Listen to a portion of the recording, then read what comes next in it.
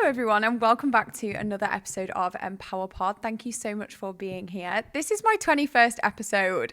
I can't believe it. It kind of feels like a really important birthday. I did think it was my 20th episode, but it's my 21st. And Joe, who is today's guest, actually informed me that I think that puts you in like the top 1% of podcasts because it's really like the drop off for podcasts is like so high. So here we are, milestones are being made and I'm just so grateful. I love it so much. So thank you so much for listening and for all your messages. Do make sure you are subscribed to us here on YouTube. You've liked, you've followed, and also keep messaging me on Instagram. I get so many messages every day saying you're listening to the podcast and I'm so grateful. So thank you so much. So anyway, for today's episode, I'm actually joined by Joe. He is BYB coaching on Instagram and he is a Hyrox coach. He specifically does not like the term hybrid athlete, but he has done an Ironman. He has done a 100-mile ultra race, a 100-kilometer. He's done Hyrox doubles. He's going to make his Hyrox singles debut this season. He is basically your all-round endurance athlete guy. He's just great. And I love to have people on the podcast who are just doing crazy things, like things that you just think, oh my God, how on earth did you do that? And that is literally how I felt the whole time speaking to Joe. His knowledge, his experience is so incredible. And that's why I thought he'd be a great guest for the empowerPOD audience. So I hope you guys really find this podcast useful and interesting and learn a little bit more about Joe. The reason I'm doing a little bit of a preface is because I was so nervous to start this podcast. I don't actually know how to explain it, but I know of Joe, but we've never met. So when it came to then sitting down, I get really shy saying, welcome to empowerPOD with people. It's something that will come, I'm sure, as my podcast grows and I just have to get on with it. But I hope you guys love this podcast just as much as I did. If you're watching on YouTube, make sure you subscribe. I don't know how it all works. It's different on every platform, but just whatever you can do on your platform, please do it to help me out. And yeah, hope you enjoy the podcast, guys.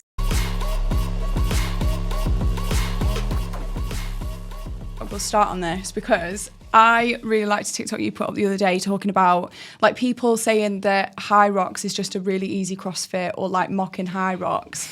How annoying is that? It really gets on my nerves because obviously it's someone commented on my video like Hyrox is an easy CrossFit and I just put back like two completely different things. I get it all the time. That's probably like my most like frequent comment. It's like either Hyrox is people can't CrossFit or people who can't do sport. There's like this big obsession about like it doesn't really need to be a sport, I don't think. Like, is Hyrox sport? Probably not. Does it need to be? No, probably not. People just enjoy it. I feel like it is a sport. Only because I don't play sport. Yeah, I know, so maybe. I found my thing, I'm like, no, I do sports, so don't tell me. I think a lot of people like on the CrossFit side are just kind of annoyed. I think Hyrox now is doing what CrossFit was intended to do at the start, which was like to get a lot of people like involved in like group fitness, and which is a lot of the time, and it's for whatever reason. But it's not happened. Did you used to do CrossFit and then go into Hyrox? No, so I started off at maybe 14, 15. Yeah. Messing around, mates in the gym, doing chest, pissing about. And then that sort of just like progressively carried on. You know, you're a typical young lad, you want to look better, you lift weights. And then very quickly realised that is quite boring. And I don't actually enjoy that. And when that feeling wears off, moved over to more... I don't really like the word hybrid, but more like doing like circuit type stuff. You became a hybrid athlete. Just say it. No, I'll never call myself that, I don't think. But yeah, it was just like a very typical journey of working out with your mates, messing around, going to the gym. What made you start going though? Like I feel like there's 14-year-olds who play Xbox and watch Geordie Shore and then there's... Oh no, I was definitely one of them. You were them as well? Yeah, maybe not Geordie Shore, but I was definitely an Xbox kid. I think we actually started because when we went to sixth form, we used to get like a free... I think it was on a Wednesday. Oh yeah, you get an afternoon off. Was it called like enrichment? Yeah, I used to have one of them. So it was Wednesday afternoon, we get 2 free periods, but we had to go and like do something. Yeah. So like either play a sport or go to the gym. So I think we actually started, we were like, oh, we'll go to the gym near us and fucking jump in the plunge pool. And then obviously started like going to the gym and stuff. And I think that's how it sort of like snowballed. I mean, I was always quite sporty as a kid, like loved football, played rugby all the way through high school. My dad was like quite pushy on that. But yeah, it was never something I really thought about up until then. I didn't like start it with the intention of, I really want to do this. It was just like, Yeah. we need something to get out of school. I don't want to do anything they're offering, so we'll go away from it, kind of thing. Yeah, that's so funny because I remember doing those enrichment afternoons and like me and the girls would be in the gym with our like Grace Beverley booty bands and the teacher would just walk in to check who they were and they're just doing like donkey kickbacks. It's like male sick teacher comes in. I'm like, can you fuck off? Yeah, they were actually good afternoons. I don't feel like I ever took advantage of them afternoons ever, really. No, I think that's the school as a whole, though, innit? I think you look back now and you think you'd wish you'd probably done everything a little bit differently. I do. We're becoming our parents where you're just like, oh, Bang. there we go. You wouldn't miss that, would you? You wouldn't miss that. You'd not sleep through that. That was actually horrendous. Yeah, I heard that. That was like a French siren. Like French? You know their ambulances, the way that the French ambulances are, they're painful. Have you heard the siren in Hawaii when there's a danger of a fucking tsunami or anything? No, but if I heard God. that, I would. When we were in Bali, actually, we were in our first hotel. No, our second hotel. It's not relevant. And what's the name? Actually don't know. But we were like going to our room and I looked at this sign and it said, if there's a tsunami, evacuate up here. I thought, sorry. In my head, there's only tsunamis in Thailand, right? And I know that sounds really dumb to say, but just because obviously everyone knows about the tsunami in Thailand. And when I saw that, if there was a tsunami, that is my biggest fear. What tsunami is your biggest fear? That is my, no. And I know spiders, everyone's tsunamis. naturally going to, obviously people are going to be scared of tsunamis, but it's like irrational. Yeah. Like wherever I am, if I know there's a potential for a tsunami, I'm like checking behind me all Really the time. prepared. Really prepared. Like always I on it. always have like a strategy when we like sunbathe, I'm looking for where like the nearest tree is or like, fucked. I know. It's a serious problem. Like, Do you have a problem with so bad. relaxing? I have a serious problem with Yeah. relaxing. Do you have a problem with relaxing? I feel like you most certainly do. Yeah, to some extent. I feel like I never actually relax. So like, say like on a Sunday when I've got like absolutely nothing to do, I'll get like guilty that I'm not doing anything. Not guilty is the wrong word, but I'll be like, oh shit, I need to do something. Yeah. And then I'll get to the end of the day and I'll be pissed off with myself because I've not done anything, but I've also not enjoyed not doing anything. Yeah. And then like Monday morning comes around, I'm all right. Tuesday comes around, I'm fucking knackered Tuesday night, and I'm like, can't wait for Sunday, do nothing. Yeah. And then I get to Sunday and it's fucking rinse repeat. I think I am getting better. Bali, when I went away travelling, helped a lot. Because a lot of the time, I was on my own, so it's like you're forced to sit and do nothing, which was kind of nice. Yeah. But yeah, I don't know. I feel like I could probably, if I went, get diagnosed for something. Yeah. But I mean, it doesn't serve me anyway, does it? I just need to work at chilling out, I guess. Yeah. I think it's hard though, because obviously like we may as well introduce you to who you are. Joe. We've just been chatting.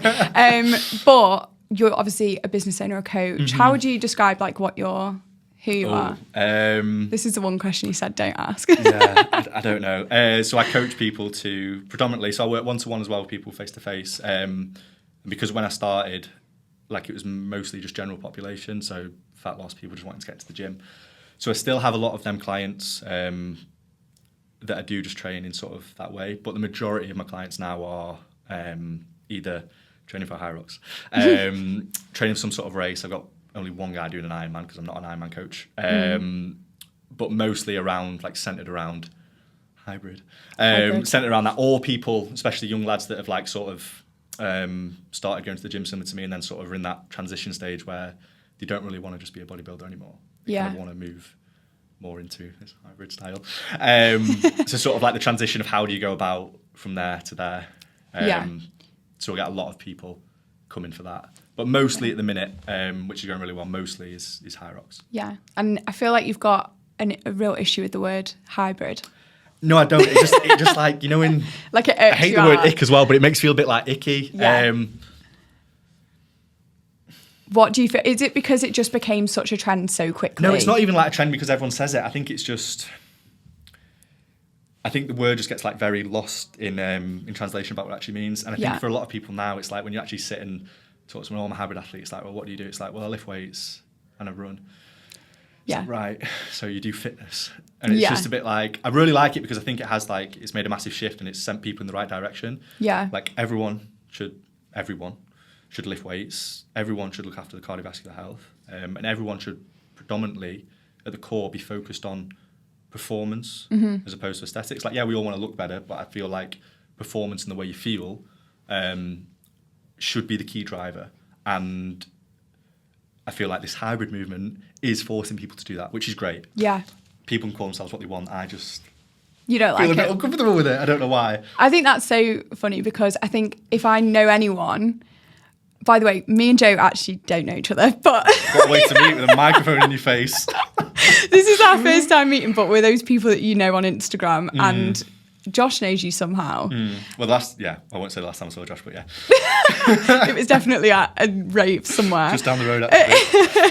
But, where was I going with that? Oh, yeah, it's funny because I feel like if anyone does have the right to say, like, oh, yeah, I am hybrid or whatever, you've got quite a lot of, like, accolades and, like, things behind you to be like, yeah, I've got credential in this area. Because there are a lot of people, like... There'll be a uni course for it soon. There will be. And do you know what? I'll do it. Yeah. But there will be...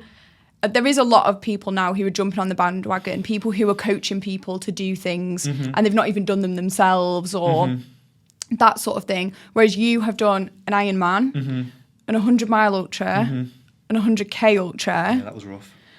A Hyrox doubles. Yes. You're doing your solo debut this season. Yeah, so I actually booked Manchester last night. So we've got Hyrox singles in Birmingham and then 2 weeks later, now in November as well in Manchester. Oh, are you doing the November Hoping one? to get a January ticket, but it was all sold out when I got on. Yeah, rough. Yeah, really rough. I had a bit of an emotional one yesterday. Yeah. Missing out on Oasis tickets, I'm missing out on that. I know. Not in a good way. I thought I'd be so safe because I want to do mixed doubles. And I was like, oh, no one books mixed doubles. Like, that's always the one that's last. And then, all gone. Well, I think people were just taking whatever they could get at the point, weren't they? Yeah. But, so yeah, you've got a lot behind you. Like 5Ks, 10Ks, marathons, half marathons. You coach people to do that. So talk me into, obviously there's this side of things where it's like, I'm going to do a half marathon, right? That's kind of, I would say, quite like an accessible race for the majority of people if they put their mind to it. Yeah, I think it's the nicest distance. Yeah, it is. I actually really agree. On my half marathon, I decided I wasn't going to do a marathon. I remember you saying that. Yeah, I was like, I'm sorry, I'm just not doing Never it. running again. I was literally around a roundabout and I thought, you know what? I think this is a good distance for me. I was like, I just don't think I need to go any further. Like, who am I proving that to? That's really strange, actually, because I've only ever had So when did you decide you were going to do a full one? So Manchester Marathon happened. When was that? That was... Was that the April one or the... Was it April? April. Yeah, so that was right before my half marathon. Right. And I was on such a buzz from watching everyone that I was like, yeah, I'm going to do a marathon. Signed up for Paris next year. Right. Paid for my ticket, whatever. And then told Josh and he was a bit like, I don't think you're going to do this marathon. Nice so then mate. Yeah, I know. I thought that's really annoyed me. And like, obviously just because he's done like a sub-3 marathon, he's like, yeah, like he likes to have that area. Anyway, he was right because very swiftly I was like, I'm not doing a marathon. But yeah, I was running the race and I think I had 5K left. 5K was my distance the whole time where I was like, oh, it's only 5K. But then I was in so much pain at this 5K and I was thinking, because I actually pushed quite hard. I actually did quite well in that half. And then, yeah, I just decided on the race. I was like, I don't want to do it. Yeah. Do you not feel like you go through stages throughout the race where you're like, this is the best thing in the world, and then 2 minutes later it's like, I hate my life? I think mine literally was like, it was amazing the whole time up until 15 kilometres. Right. So I was like literally running with like a smile on my face. Like I was flying. I was going so far. I was checking my pace and I was like, oh my God, like, slow down, I was like, Jesus Christ, like someone call Usain, like his cardiovascular fitness has been stolen. I was doing that 100k. When I set up 100k, I was 20k and I was checking world records on Google. Because I was like, I felt that good. About 10k later, I was like, oh shit. Oh my God. But so like, how do you go from, because for me right now, I can't ever say, I'm not going to ever rule it out, but I can't be like, I'm going to do an ultra. Like, what was that mind frame for you? You probably have, because an ultra is just anything over a marathon. And you probably, if you do Paris, you will run further than a marathon in that. So yeah, I'm not going to do Paris, though. Oh, you're not going to do Paris? No, I'm not doing it. Oh. No, I'm not doing it. Oh, sorry. I thought you were still doing it. No, because I was halfway through and I just thought, I don't need to do this. Right. So I just decided not to. I'm going to probably do it in my 30s because you're a bit more, your cardiovascular endurance is better in your 30s. Good luck with that. No, I'm joking. No, yeah. Good luck with that. No, we'll see. But no, I will do one at some point, just not next year. But like, yeah, what made you be like, I'm going to just take it to an extreme? Because it is an extreme. Ooh. Do you want the answer a therapist would give me, or do you want the answer that like I would tell Instagram? And the answer you tell Instagram. So the answer to tell Instagram would probably be just because I really enjoy it, and I do. The silly answer I always say to my mates and my mum when I book one of these things, she's like, why are you doing that? I was like, someone's got to do it. Yeah. And she's like, well, it don't have to be you. I'm like, but I just always feel like, I don't know, not the type of person I am. I'm not like mega like obsessed with always doing more. But I do like the idea of some sort of progression.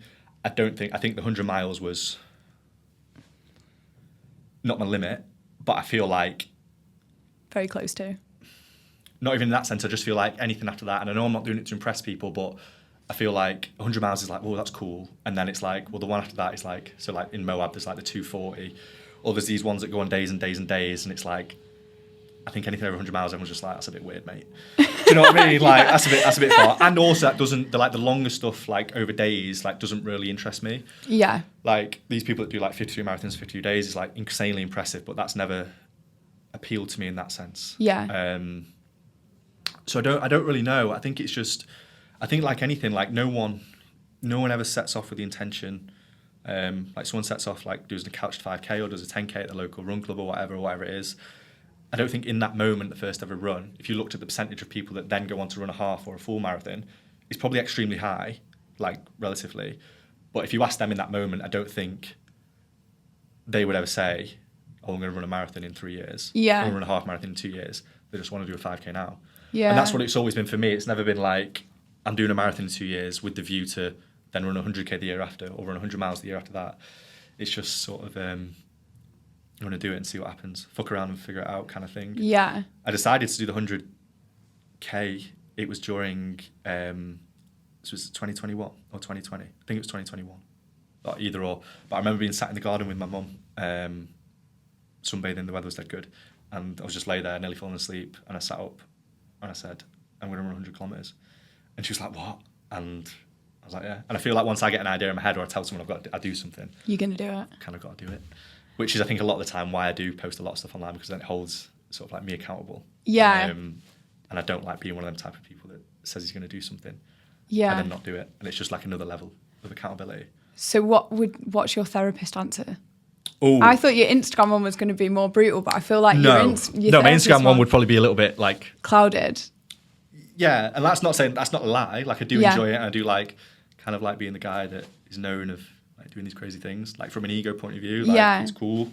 I think we all want social approval on some level. Yeah. I think it's just about getting social approval for the right things. But my therapist one, so going really far back, said about like my dad early on in my life being quite pushy with sport.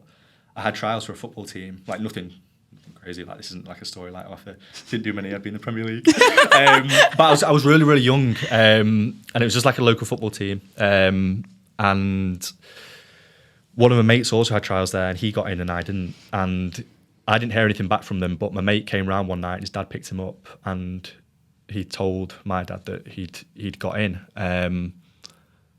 And a couple of days later, we hadn't spoke to my mum, she was away somewhere, and we were driving, and my dad was on hands-free in the car, speaking to my mum, and my mum was like, oh, has he heard back from so-and-so yet? And my dad said no, but the lad, my mate who got in, said he's heard back, so like it doesn't look good. And my mum was like, she knew I could hear, she was like, oh, don't worry, there'll be next time, that kind of thing. Like, and my dad said, oh, it's because he didn't get stuck in. And that was basically his way of saying that he didn't work hard enough. And I could tell like my dad was like a bit like, I don't know, a bit annoyed, a bit disappointed. I won't give a crap now. But that time, like it really like fucking hurt. Yeah, like he used to take me everywhere, like, and he was like really pushy, he used to play football with me all the time. And it's not like a big thing to anyone else, but like to me it was like, and I remember like even in that moment, like a few years later, even though I was dead young, I was like, I will never like fail at anything again through like not working hard enough. Like say I'm just like not good enough, like fucking hell, that's life, like get over it. But through his view of like me not trying hard enough, then I was kind of like, well, that's never happening again. And going full circle, these now, like yeah, 100 miles is tough, like doing Ironman's tough, but in reality, running is putting one foot in front of the other. Swimming is quite hard to learn, but everyone can learn to swim. Sitting on a bike is not, from a talent point of view, it's not difficult. It's all down to the fact, like, are you going to take another step? Like, are you going to work hard enough? And you don't have to be talented for that.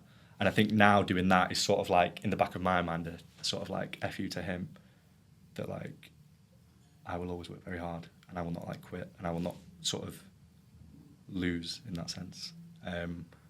So that would be the therapist answer, I think, if I sat here and told that moment, I think. And what's your relationship like with your dad now? Not seen him for a very long time. Yeah. And that's hard, right? Like it's hard when you've got a parent who you really want to impress. I'm the same with my dad. You really want to impress them, but they just don't really. You're never going to be able to. So you're sort of chasing this consistent. To be fair to him, I mean, not a very good person. But to be fair to him in that moment, I don't even know if he was thinking like he was saying it in that way to sort of like irk me. No. I think it's probably just a passing comment of his. Like I don't think, and I was very young.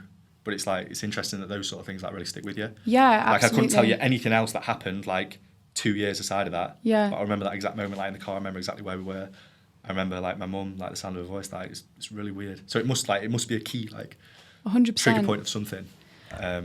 And how do you think that will ever, like you've done all these incredible things now, like have you done a full Ironman or a half Ironman? Done a full Ironman. Full Ironman, Jesus Christ, that's a lot. It was a long day. That's a long day. Was it 13 hours you did it in? Yeah, 13? Actually for the record because like I feel like I need to do another one. So I was due to do, COVID time is so like warped to be honest. So oh my God, I was due to do one I think in 2020 and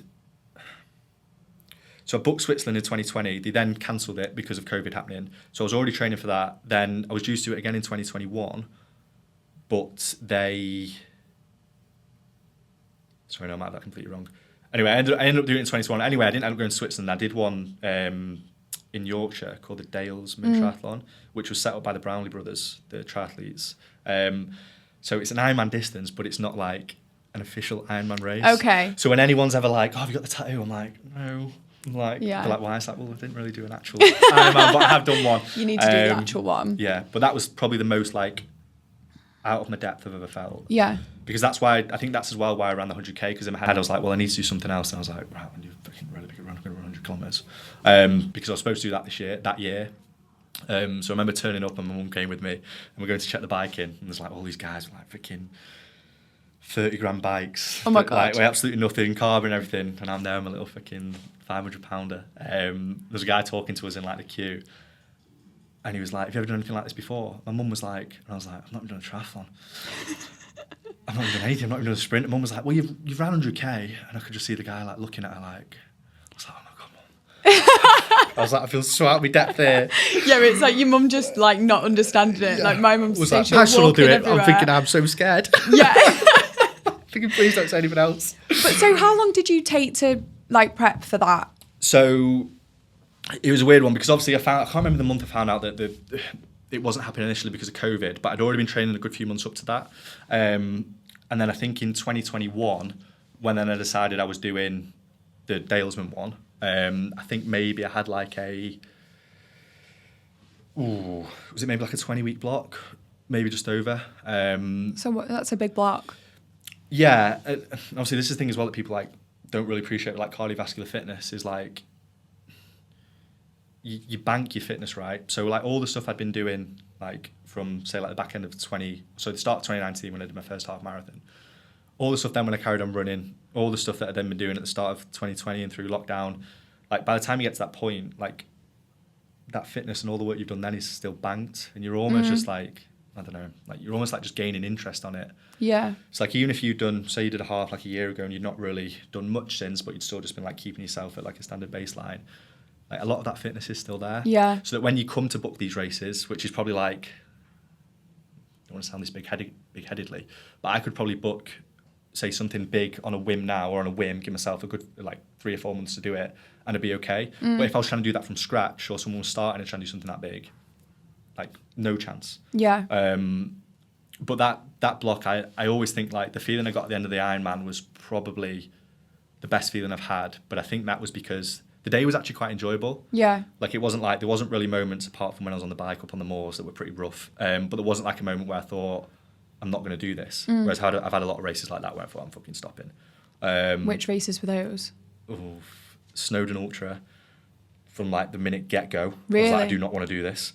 100k, about 50, 60k in, my head fell off and I was stopped for like half an hour crying, saying to mum, saying I can't do this. 100 miles, I feel like I got lucky, got away with it. Like the whole race was absolutely 100 fine. miles, what is that, 160k? 161 point something. So yeah, That's 60 literally insane. Yeah, but I feel like I got away with that. Like I feel like it didn't. I don't know. Everything just went right. Yeah. I wasn't even sore after it, which was really weird. Like, I don't know. I feel like I just got away with it, and it feels like a bit fraudulent. But yeah, but yeah, the Ironman. I think the feeling in that was so good because of the training I'd done up to it. Yeah. Like peak weeks for an Ironman, like for the last few months, like 15, 16, 17 hours, and getting yourself up on a Sunday morning when everyone's been out the night before, or everyone's been on Xbox till 4 a.m, which they were during lockdown, and deciding to sit on a bike for 8 or 9 hours is tough. And getting yourself to the pool twice a week when you absolutely hate swimming, like going in open water when it's freezing cold, like without sounding like dead cringy, that shows that like the journey is like kind of the good bit. Whereas I've had races where I've not really prepped for, I've turned up and they've been, just as impressive or as long as doing an Ironman, but the feeling isn't the same because you've not really done the work leading up to it. Yeah. If that makes sense. And how do you like, going back to that about your friends and stuff, obviously I know now a lot of your friends are doing like races and we are all growing into that area of things, but also a lot of the people we know are also doing, there's like half of our friends are in the nightlife and half of them are for half of them are fucking HBC and Bolton. There's literally like there's no in between. But yeah, I know like a few of them are obviously moving into doing a few more bits around fitness as well. But like, how do you, when that wasn't happening, how do you detach from that and be so focused on your goals? Because that's hard when because I always think your environment is so important when you're training for things. And like, I find it 10 times easier to do what I do because Josh gets up and does the same thing. Yeah. Maybe I was wrong about what I said before then about like when your friends on Xbox, because I feel like I really wanted to do an Ironman, like more so than I wanted to in that time, like stay up and play Xbox. Yeah. So it wasn't really like, it was just a decision I made. Like I want to do this more than I want to do that. Just like I want to get up tomorrow and go for a run more than I want to go out tonight and get pissed. Like sometimes I want to go out and get pissed more than I want to go for a run the next morning, so I'll do that. But I feel like with people like with the goals sometimes and the battling against it so much, it's like maybe you just need to sit there and ask like, do you actually want to do it? Yeah.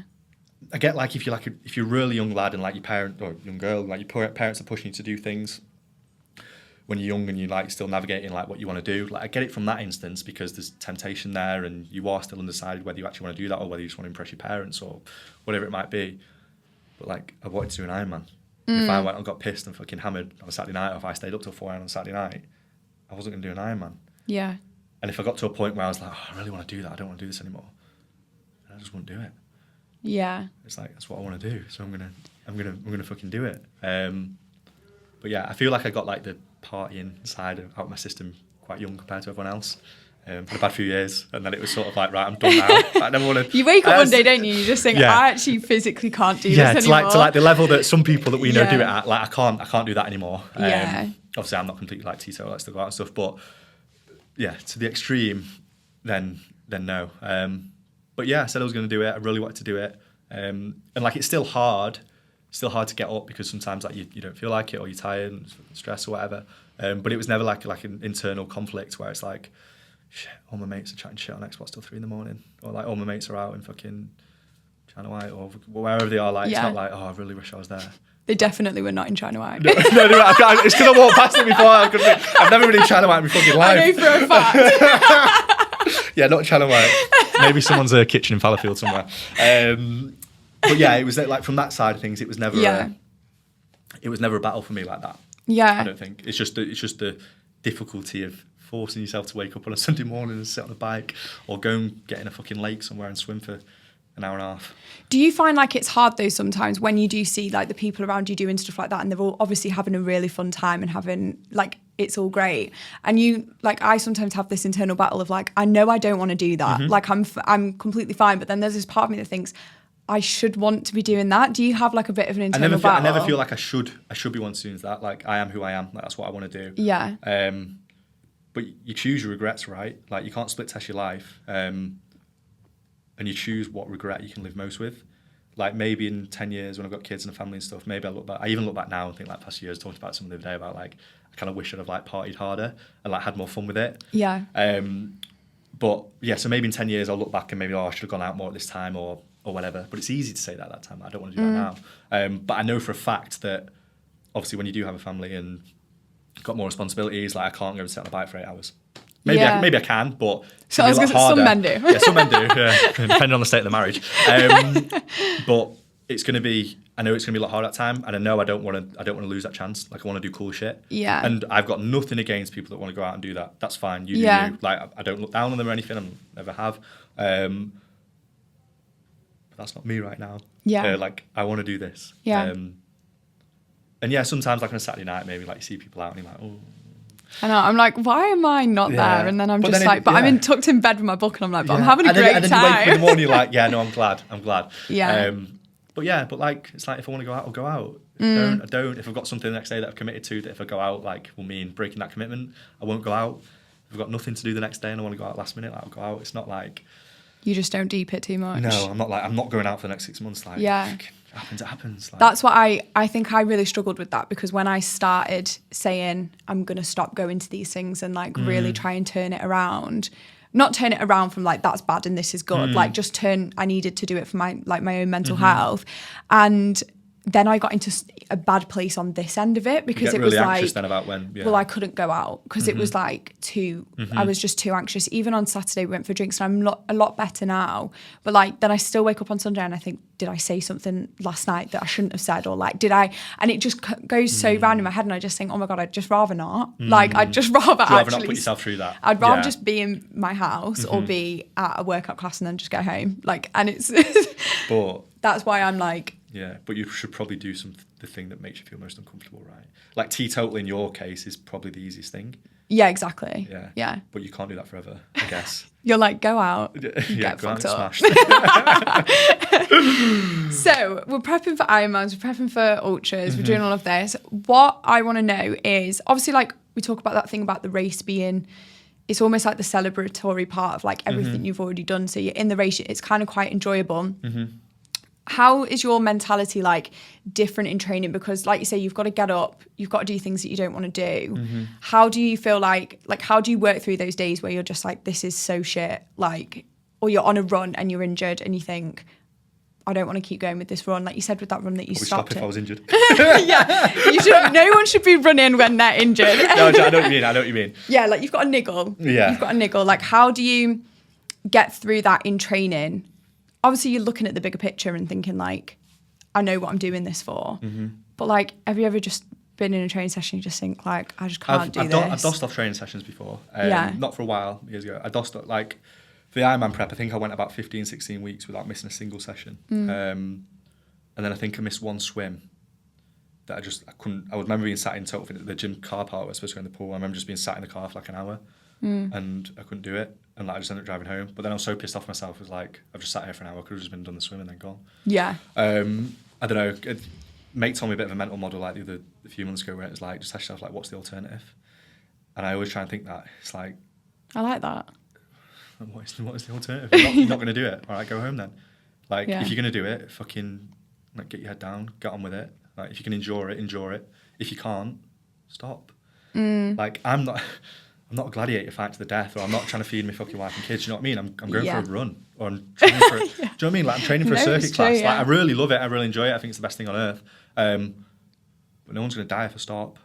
Yeah. Like, yeah, I've not got a family to look after. Like, that's real pressure. Like, I'm just in a gym, fucking throwing a ball against the wall. I know. Like, that is so life and death. It's do it or don't. Like, just get on with it. In races, I mean, there's hard moments, but again, I feel like once you get to that race point, I mean, you're not going to stop, are you? You're not going to stop. Like, you're going to. Me personally, like, I'm finishing it.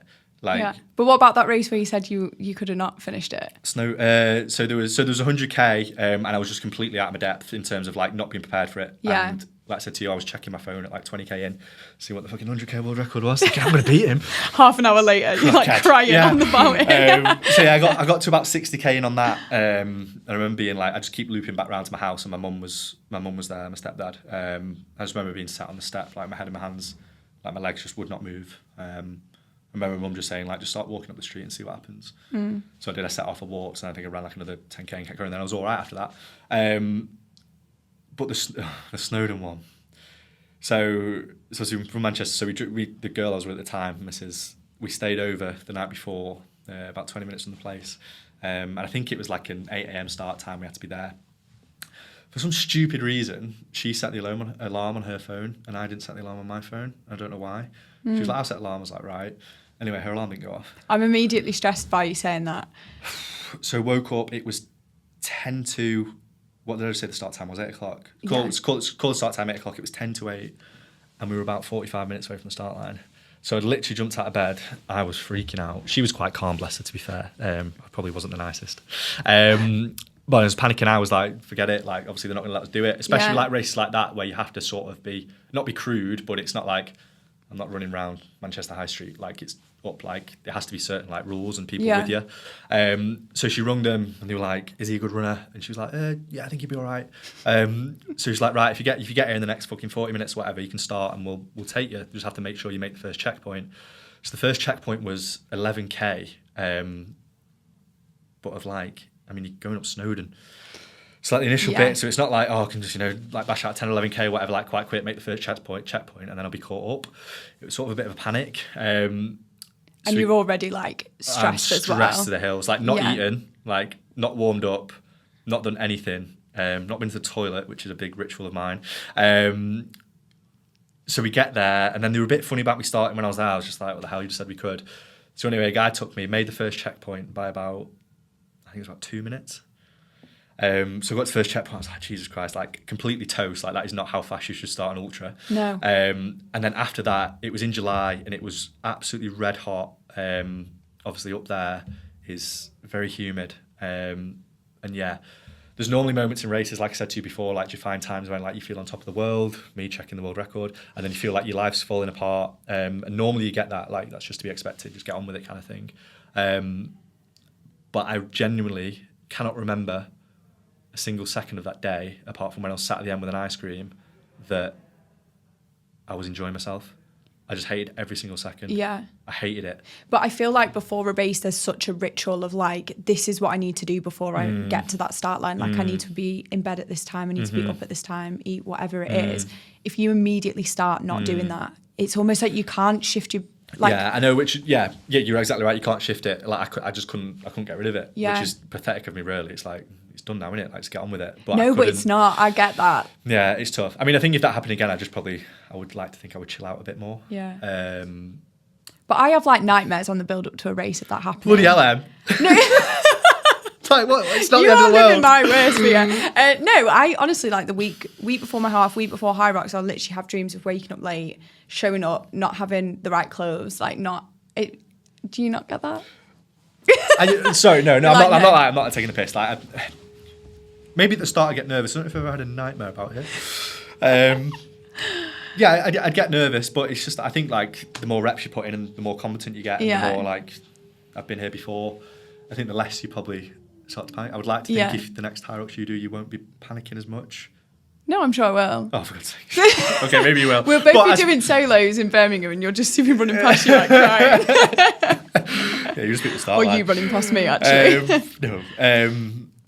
So yeah, I get, but like the more, that's all confidence is, right? And it's just confidence. For sure. The more you do something, the more like chill, like if something goes wrong. Like learning something, which like everyone's doing at the start it's fucking nerve-wracking. Yeah. It's absolutely nerve-wracking. Every time you make a mistake, you like identify as being an absolute idiot. Whereas if I do something like a Hyrox now and make a mistake, it's just like, it doesn't matter, yeah. Whereas at the start, like, it's like, oh, it's because I'm crap. It's because I'm stupid. Yeah. It's like, no, it's like you just made a mistake. Do you not think it is hard at the moment, though, when there is all these people doing more of this sort of stuff? There's like the frustration of like I think there's almost a pressure I speak about like quite a lot with a lot of the people I have on. There's this pressure of like, I need to be better than I was before, or I need to, like, people are going to be seeing what I'm doing here. I need to do something extraordinary because people are doing extraordinary things all the time. Yep. Do you feel like we're becoming less acceptant of mistakes nowadays in terms of like in our inner monologue or dialogue? Maybe. I think that's more person dependent, but I don't know. I guess that comes down to why you're doing it again. Sure. I do get that because I used to attach, like I said before, like for a long time when I started doing these things, like I would attach like a lot of my identity to being the guy that does this crazy shit. Yeah. Which is like as soon as like an event was finished, I was like, right, I need to do something else. Because it's like, I mean, I have like tons of followers on social media, but like after a race, it's like nice, like fucking dopamine hit of getting a like and everyone's saying like, oh my God, like, that's so cool. Like, yeah, it's a fucking good feeling, man. Like, Yeah, there's no getting away from it. Like, it's a good feeling. That's why people get hooked on it. It's the validation. But I actually think the more and more you do, like, the less and less important that becomes, because trust me, you will not like finish some of these races if your only motivation for that is getting 100 likes on the post at the end, or getting someone in your DMs telling you, oh, that's really cool, like, I'd love to be able to do that one day. Like, that will not see you through. Yeah. So I don't know. I feel like now, and I feel like for the first time probably over like the last 5 years that I've been doing this stuff, that I could honestly say that even if there was no one else on earth, that I would, well, I'd like to think, maybe not if I was the only person on earth, but if there was still no one like had a clue what I was doing, I would still go and do it. Like, I post about stuff because obviously it helps my business, and it's cool. Like, I feel like it does inspire people, and I enjoy it. Like, it's my hobby. Yeah. Like, who doesn't like talking about the hobby? Yeah. So like, and Instagram or TikTok is like a way to share that.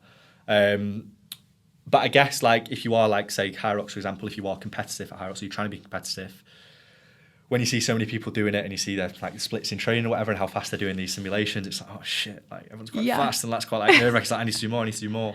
But I don't think now, like, oh, I need to run a sub-hour at Birmingham, otherwise everyone's going to think I'm a fraud. Like, I just think I want to run a sub-hour at Birmingham or in Manchester because I feel like I've worked very hard and I want to fucking do that. It's not really because fucking Stacey from Wigan's going to think, oh, fucking fraud. Like, do you know what I mean? Like, I couldn't really care about that. But Stacey in Wigan, if you're listening. Yeah, sorry, Stacey in Wigan. I'm sure you're very nice. But I do get your point, and I get like why people might feel like that. And years ago, I certainly did. Like, I really did. I mean, I injured my hamstring in fucking March racing my mate in a half marathon trying to beat him. When I was like nowhere near it. Couldn't run for 3 months. Like, what an idiot. Do you know what I mean? Just to beat him.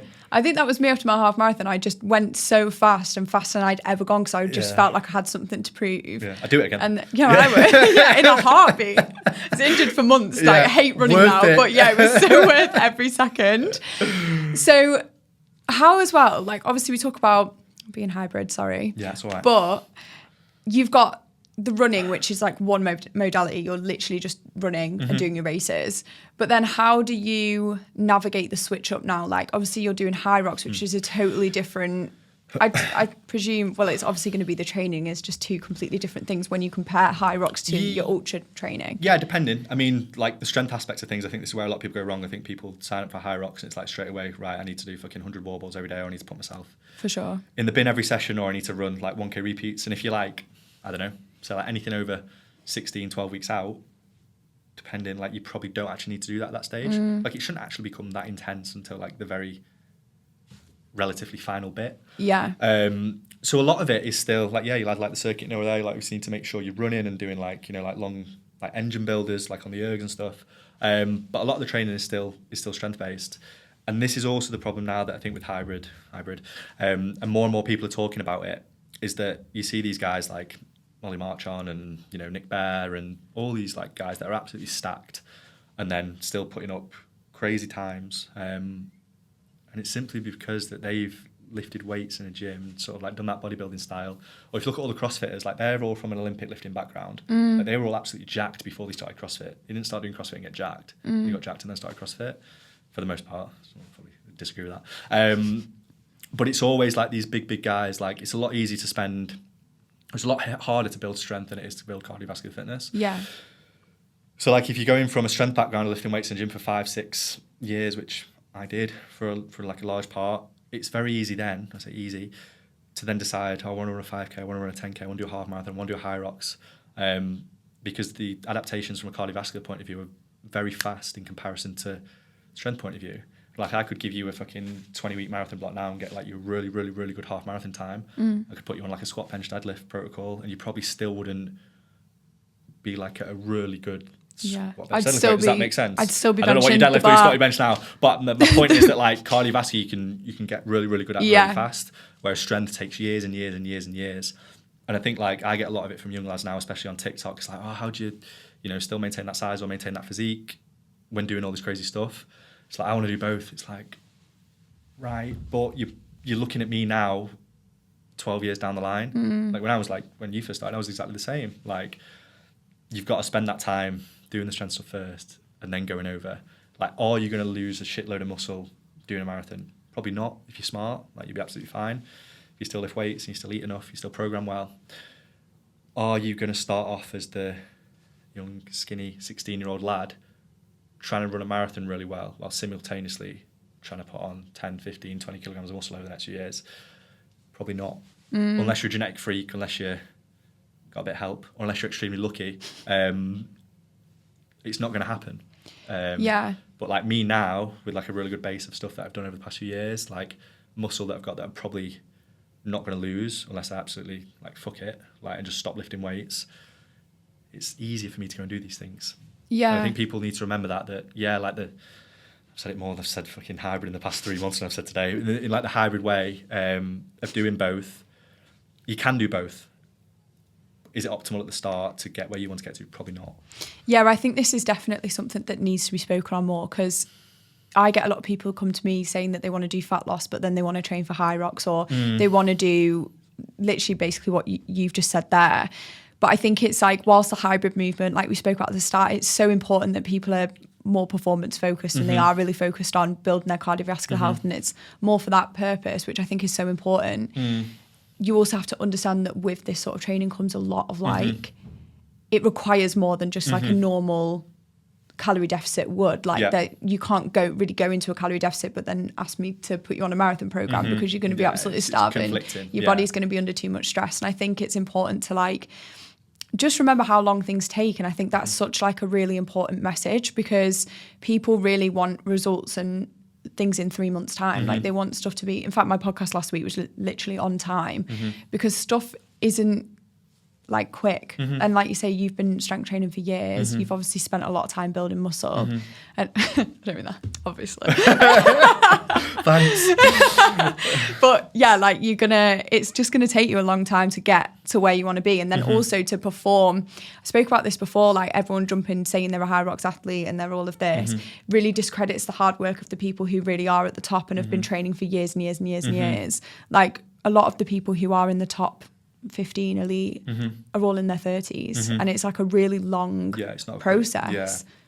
I would say, actually, to answer your question better, because I went off tangent before, like Hyrox I would say is probably like an actual really good thing. Like Hyrox is different than like saying someone that wants to run a marathon, because marathon prep's a lot different, or like do an Ironman, or I don't know, like do an ultra like at the start. Because if that's the main goal, like you have to dedicate a lot of your week to that, and you don't leave yourself with much time to be in the gym. Whereas because a Hyrox is like, you will do one long run a week, especially at the start. So that's one day gone. The other night you might do a track session. But then for most people, you've still got sort of like 3, 4, and how many training, maybe like 5 days to play with there, or 5 sessions or whatever. And because a lot of it is strength based, like especially if you're a beginner, because I feel like you can just look at a weight at the start when you're a beginner and you'll grow. But especially if you're a beginner, you can still get fucking jacked, like training for a Hyrox. For sure. Whereas if you're training for a marathon, you want to do it really well, like you're looking at like, 50 to start with, 60, 70, 80, depending like sort of what level you're at, like 100-kilometer weeks, which is then, if you then think about, right, well, that's going to take however long, how many hours do I then have to spend on being in the gym and recovering? It's not that much. No. Like, you are not going to grow doing that at the start. You'll be all right if you've already built a base, like, and you're happy with your physique, and then you don't want to like get any bigger or look different, or don't want to lose anything, which is fine. But trying to do both simultaneously at the start, I don't personally think it's going to happen. Yeah, no, I completely agree. And I think like you're just putting your body under an immense amount of pressure. And I think if you are new at something as well, or just new full stop to the gym, saying I'm going to book a race that feels really overwhelming right now when you're still not even in the gym consistently, I think it leads people to just fall out of love with fitness, people because excited, it's so hard. They get excited, and I think it's really nice. And make sure that camera's not cutting off, by the way. I'm not like looking weirdly. Checking yourself out. I'm just like, Mine's better than mine. But I think like there's some people who will book a marathon but they can't run a 5K, and then they don't get they don't start a training block. Like you're told, you can train for a marathon in 12 weeks. So they don't start the training block until 12 weeks. And then it's like, it's really horrendous and intense.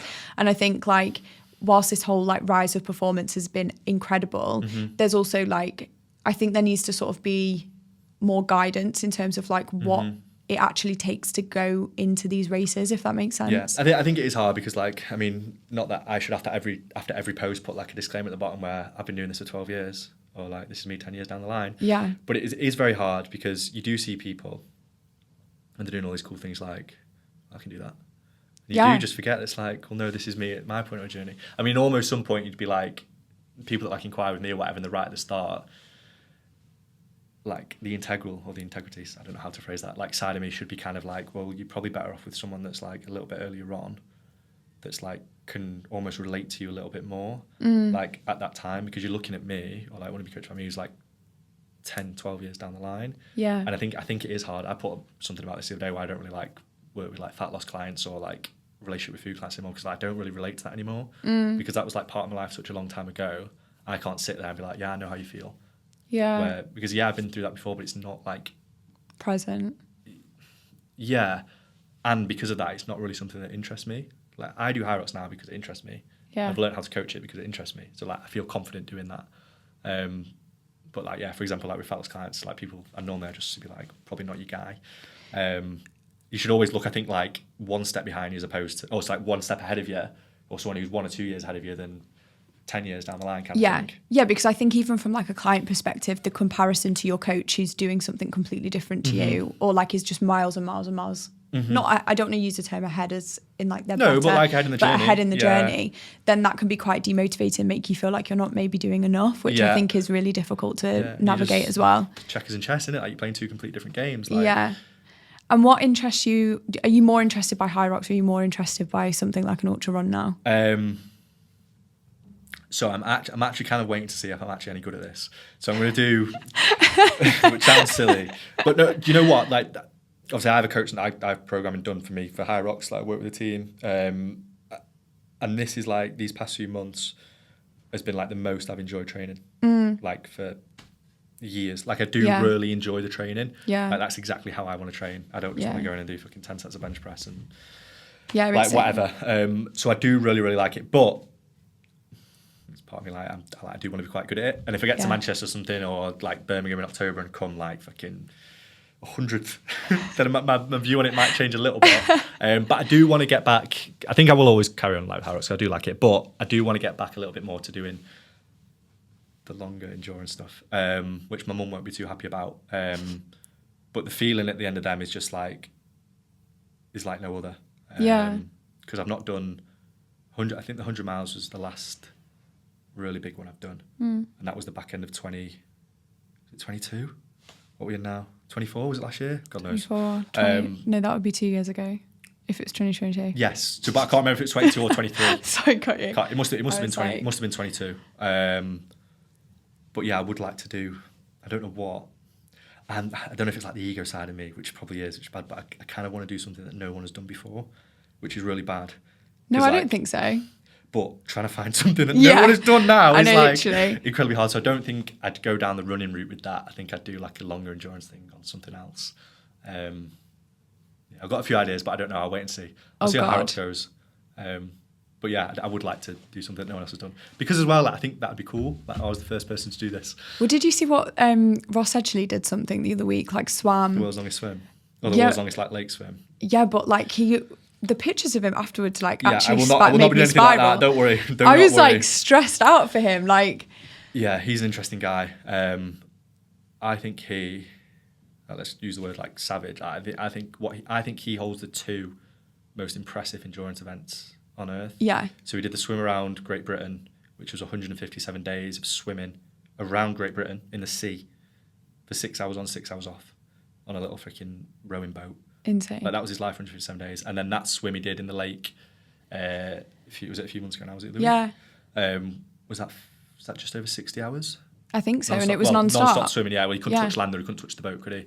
Because, like, obviously the hardest geezer's done the running across Africa and other people have done crazy runs, which is not taking anything away from them, but I just feel like the loneliness of, and I fucking hate swimming, so maybe I'm a bit biased, but the loneliness of staring down at the bottom of the ocean and then looking up, or staring down at the bottom of the lake and then looking up to the sky and then looking back down for that amount of time, I can't get my head around it. Well, it's like the panic as well, because it's like if you do panic, you can't touch the floor, and like there's nothing around you, and like water will make, like you will drown. Yeah, and like stopping isn't funny either, because you're just treading water. Like, it's not like it's easy. No. Like at least if you stop when you're running, sit down or whatever, or like get a drink. Like he's not going to Greg's after, is he? Like, do you know what I mean? Like it's in freaking, especially that swim, like when he was out on the Great Britain one. But that was his life. Freaking, it's not like, oh, this is over tomorrow. So we can expect something like that from you. Not the swim, not the swim, and not anything in terms of like long. Like anything I do will be done within like 1 or 2 days, like non-stop. So like 48, 50 hours would be. Nothing interests me where I have to go to sleep. Do you know what I mean? I feel like 2 days is probably the most you can push that without getting quite dangerous. For sure, yeah. Well, my mum would probably disagree. She'd probably say 1 day. Do you have that fear of like rationale though when it comes to that? Because some people, they're like the actual, not fear of rationale, I don't know what that means, but like that fear of like, I know that this is not safe for me to do. Like, is there a part of you that thinks about that, or are you just like... No, because, no. I mean, I ran 100 miles around fucking Cheshire. Like, I don't think it's unsafe. Like, I mean, if it got to a point where I was like in that much pain, like, I would just stop. Just pop into Gales and get a coffee. Like. Yeah, like, I mean, it's hard. Like, it's not easy, but it's not... Ross Edgley's in the fucking sea, man. Like, that's dangerous. Yeah. Like, running around your school that you went to, like, it's not dangerous. That's what I was saying to my mum. My mum was like, "Oh, you got like." She always panics quite a lot. I was like, "I'm just going for a run. Like, if it's that bad, I will stop. If I can't do it, you'll be the first to know because I'll be like." But then I would say, like, have you DNF'd in a race? No. I came close to my first half marathon. I won't tell that story on a podcast. But no. I mean, I've been very close, like feeling like I want to, but I feel like it's going to contradict what I've just said. But there's always been something in the back of my mind where I feel like I will not stop. Like, I will keep going. Like, I am okay here. Yeah. Like, I'm all right. So you feel like you'll know when you're not okay? I would probably say, I mean, the Snowdon one I couldn't stop because I was up a fucking mountain. Like, what was I going to do? Stop? Then what? Yeah. Like, no one's coming to get me. I have to walk back down, so I might as well run. Yeah. Do you know what I mean? Whereas like the 100, I think the 100k was probably the closest. Which I know it's not the biggest thing I've done, but I don't know. It doesn't matter what race it is. Like, some are harder than others. I think sat on that step when my mum was like, "Come on," like I think that was like. I don't know if I can carry on here, which seems silly now. But what was also hard was that Alton Park marathon that Josh did. Oh, yeah. That 10 laps of that track. Yeah, he said that was just hard because it's just the repeat. That was one of the worst things I've ever done. That was awful. I think Josh only did the half, actually. Oh, did he do the half? He only did the half, because it was 5 laps.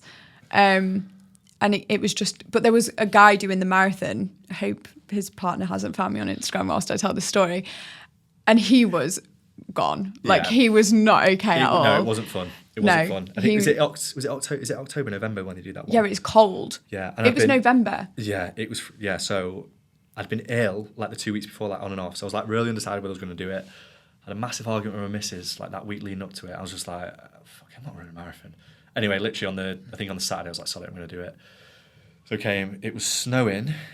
It was like 1 degree. My mum, bless her, stood at the side, like didn't bring any gloves. So I had gloves on. She was like, because I kept looping around, like passing me like a drink or whatever. So I gave her my gloves. Fucking stupid idea that was. She just got to sit in the car. My hands were freezing. I couldn't open my gels. It was terrible. Oh. It was terrible. Did you do the same year as Josh? No. Oh, I was going to say. I think that was. I feel like that was the same year as my Ironman. Whichever one that was, 21. Yeah. Maybe 22, I don't know, fucking hell. The years have all just merging into one, aren't they? Since COVID, I don't know, it doesn't really make much sense. No. But yeah, not awful. A fun day. I think it's because the monotony of it, like the 10 laps is just like, there's 3 massive hills every lap, and you're just like, oh. Yeah, he said that, there was big hills on it, and I was counting down the hills, I wasn't counting the laps, I was counting down how many hills I had left. It's terrible, it's awful. Oh God. And what's your favourite distance to run though? I think half marathon is I say nicest. It's still tough. I feel like 5 and 10Ks are sprints, and it's a long time to sprint for. Yeah. Sprint in general term. Like 5K, like a really good 5K time, like you're under 20 minutes, like going quite fast. Josh did one. Have you seen the one he did last week? Yeah, what did he do? It's like a downhill one though. Oh, is that why I went so fast? Yeah. Jammy kit. He put on his story, he was like, casual 5K. Yeah, fucking hell, he's on rollerblades. Yeah, it was like a downhill thing, so everyone finishes at sub 20. I might do that one. Yeah, that's what I was thinking. You should probably go do that. Roll down. So like 5 and 10K are the sprints. Like if you like really good 10K time, so 40, 41, 42 and under, like that's a long time to run 4-minute Ks for. Yeah. Whereas I feel like half marathon is like you're running fast, like if you got a good half marathon time, but it's not like it's like just on the tip of the threshold, isn't it? So it's not like you might be hanging out your ass for like the last 3 or 4K, but like you can hold on. Whereas marathon, even though you're obviously not going as fast, like it's just long. It is so long. I think everyone hits a wall in a marathon, don't they? And then that's that sort of mental battle of like, I've got to keep going with this. But yeah, that's what I think just really And I think until you hit it, you've got no idea. Like, I've had people tell me, like, oh, I'll be fine. It's like, Yeah. you've got no idea, mate. Yeah. It's not like, oh, I'll just power through. Like, your legs don't respond.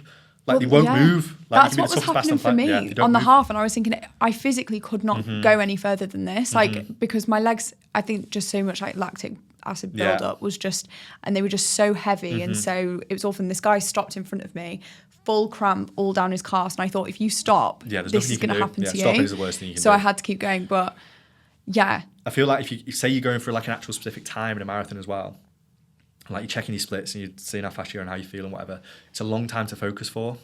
It's a long time to like be on it, and that takes a lot of energy as well. Like worrying about like, how fast you're going and constantly checking your watch, like that is fucking draining. Yeah. And to do that for 42 kilometers, 26 miles is tough. Yeah. It's really tough. Never mind, then you factor in that your legs fucking hurt. Your lungs will probably be hurting at some point. And you're always going to be thinking like, I've still got 30 kilometers to go. I've still got 20. Yeah, that's the biggest thing. Like people need to try and get out of, especially in that longer endurance stuff. Like, am I okay right now? Like, can I take another step? Yep. Do you think people would benefit more from not having smart watches? Do you think we have access to too much information? Fucking hell. Like I'm on an AI podcast. Maybe it can take some of the enjoyment out of it. But I mean, there's benefits, there's positives and negatives, isn't there, I guess? Yeah. But I feel like, I mean, you'd have to be a very, very, very, very, very experienced, good runner to be able to run off feel and know what like a 4-minute kilometre feels like for an entire marathon. If that's your goal, I just always use 4 as a reference. If I ran a 4-minute... I don't run 4-minute kilometres for a marathon. I just always use 4. I don't know what, like a 4-minute marathon. No, I don't run that. What makes you do it? I don't, certainly not. I feel like you'd have to be a very, very, very good runner or very experienced to be able to do that. I mean, even in the Olympics, even they had watches, right? They were checking their splits. Yeah, I'd imagine so. So no, I don't think so. I mean, we got time to tell you a funny story about my first half marathon. Yeah, we've got time. Yeah. So originally my first ever run was a half marathon in 2019, the Wilmslow one. And the only reason I did it was because I was training for like, I feel like at the start of 2019, I set myself thinking where I want to do like something every year that scares me a bit, just like I want to do something new. So I think in 2019 was a fucking white collar fucking boxing event. So anyway, I was training for it for a few months, just before Christmas up till then. Sorry, a boxing event? Yeah, like, you know, one of these like charity freaking like white collar things. Anyway, like promote was a bit weird, fell out with him, so I didn't end up doing it. But I was like, I've been training quite well and like I've been doing a bit of running, like treadmills and stuff. So I was like, I need to do something, because I was raising money for charity or whatever. So I was like, I'll do half marathon. So I used to I think it was like, say on like a Monday and Thursday, I used to go to the gym on a Monday and run like, I think eventually I built up to like 20k on the treadmill. So I started at like fucking 5 and just like gradually that increased, like a little bit slower. And then on a Thursday, I do like a little bit of a shorter one, faster one. Not like any kind of interval. I just turn the treadmill a bit up and do like 8k. So anyway, it was coming to the race. It was a week before, and I worked for my stepdad at the time, and we worked in North Manchester. We were driving home. It was about 7 o'clock on a Monday night, and the race was on the Sunday. Pissing down, absolutely pissing down, pitch black. And we were chatting. He was like, "How are you feeling about Sunday?" I said, "Yeah, I'm fine." He was like, "How's training going?" I said, "Like, yeah, so I'm gonna go run again tonight, like on the treadmill, just like do an easy one, just like taper." Fucking idiot. Not a shake out. And he was like, "Have you run outside yet?" I said, "What do you mean?" He was like, "Have you done any runs like not on a treadmill?" I was like, "No." And he like, mad stepdad doesn't know like the nicest way possible, not anything about running. He's like, he burst out laughing. I was like, "What?" He was like, "It's fucking cheating, mate." He was like, "You need to go run outside." I was like, "What?" He's like, "Honestly, you need to go run outside. You need to try it." So we got home that night. It was about 7:30. So you did your whole marathon training half marathon training on a treadmill up until the Monday before the race. When I got home that Monday about 7:30, pissing down in rain, and I went out and ran a half marathon on the Monday night. It's kind of like, because that was in my head then. I was like, maybe he's right. I was like, shit it. So I was like, I need to be able to do it now. Can't remember what I did it in. But like, the point of that is that like up till that, like I didn't have a fucking Scooby-Doo what I was doing. Yeah. Like running a marathon half marathon for the first time outside 6 days before the race. Had no idea of pace. Don't think I had a watch on. I think I had Strava or the Fitbit app on my phone or whatever. And yeah, so you can like, and now with like too much information, like when people start, and I feel like would probably be quite easily for them to get overwhelmed, like all this stuff. Oh, I need to run like this much zone 2 and this much zone 3. Then you do like a threshold session, a fucking interval session. It's like, put your fucking shoes on and start running, man. Yeah, that's what I think would be overwhelming for people. There's too much information sometimes. Like, and then you put a Whoop on and you're waking up and you have this that massive thing ruined my analysis. life. Yeah. I literally got rid of mine and I was paying it for so long, mate. Well, you're never getting sponsored, are you? Mate, Whoop owe me money. I will actually tell you. I will die on this, like, what is it when you say, like, I'll die Down on this hill. Die on this hill. Yeah. Because it's too much. Like, I don't want to wake up and read a scientific report every morning. I just don't. Yeah, I always think as well, like, wake up, it's like, oh, you've slept like shit. It's like, right. It gets you in call your your boss head. and say, like, oh, my Whoop, so I slept like shit, I can't. You sort of get on with your day. Yeah, It's interesting, but it's fucking, there's nothing you can do. 100%. So, yeah, I think, like, you're fucking around and figuring it out or just winging it, which would be very hard to do now because there's so much, like, information available to us. But, like, if you do feel overwhelmed, Just put your fucking shoes on, run for a minute, walk for a minute, like, like, don't panic. Like, yeah, you don't know and what's gonna happen. Like, you don't have to have it like all perfect either. Like I got a comment the other day on my running form to say I heel strike. Like, yeah, heel strike, okay, back off, like, go away. I mean, if it's not causing you injury or pain, like, exactly. So I like anyway. messaged my coach. I was like, Meg, do I heel strike? She was like, you do heel strike, but we're not trying to be like Olympic running athletes right now. She was like, just don't worry about it. Like, we can work on it, but it's really not the end of the world. And I think that's the issue, is like that there's too many people with too many opinions and people with access to a lot of information that don't actually do the work to understand the information either. And then they put a lot of people off starting anything full start because they'll comment and be like, your form's shit. Yeah. This is bad. Everyone's form's shit when they first start. Everyone's bad at it when they first start. Now, probably like forgot a running coach. I know. I didn't want to bring it up, but yeah. But yeah, I don't know. I feel like, I mean, if I was to get a new client tomorrow and I told her to go and run out a fucking 30-minute zone 2 with 5 minutes at threshold pace, she'd be like, sorry, what? Yeah. Like, it doesn't matter to them. Like, just go out, try and keep your heart rate low. Like, the majority. The majority don't care. No. And I think when you're wrapped up in the bubble of like being interested in fitness and really getting yourself into it and immersed in it, you think you need to care about. And I think a lot of people pretend to care. Like, if you really asked me on a deep level, good meme, that. Yeah. Yeah. If you asked me what my heart rate was, I'd say, oh, not too bad. You asked me on a deep level. I don't give a fuck. All I know is I can hear my heart rate in my ears, right? It's bad. And I sound like a rhino. Yeah. But yeah. Stunning. Wow. Thank you me. Thanks for coming on the pod. You're very welcome. It's been a great first meeting, actually. No one would have discussed this much information on their first meet-up. So, yeah, we should go out for food with Josh. Let's do it.